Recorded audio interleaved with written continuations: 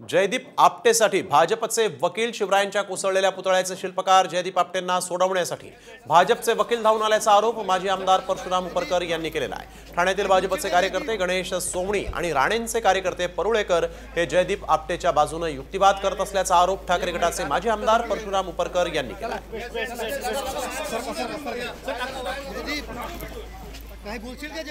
Ganesh Sony होते, दुसरे राणे समर्थक आणि राणेंचे जवळचे कार्यकर्ते राजेश परुळेकर, ॲडव्होकेट राजेश परुळेकर हे सिंधुदुर्ग जिल्हा वकील सेलचे अध्यक्ष।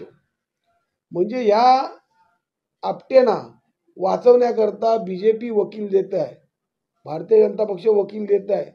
याचा अर्थ जनतेने समजून जावा की हे कुठेतरी दडपण्याचा प्रयत्न करतायत। तर एक महत्त्वाची बातमी, मराठा आरक्षणाच्या सुनावणीत आता सिंगापूरच्या सरन्यायाधीशांची एंट्री झाली आहे। मराठा आरक्षणावर मुंबई उच्च न्यायालयामध्ये सुनावणी सुरू आहे आणि या सुनावणीला मुंबई उच्च न्यायालयातील पूर्णपीठासोबतच सिंगापूरचे सरन्यायाधीश न्यायमूर्ती सुंदरेश मेननही बसणार आहेत।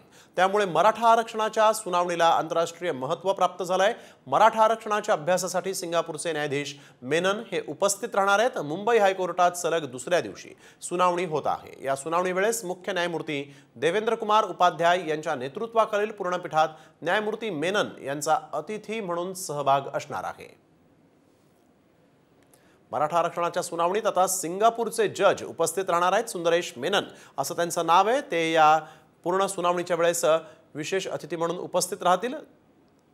मराठा आरक्षणावर मुंबई कोर्टामध्ये आता सुनावणी गेल्या 2 दिवसांपासून सुरू आहे।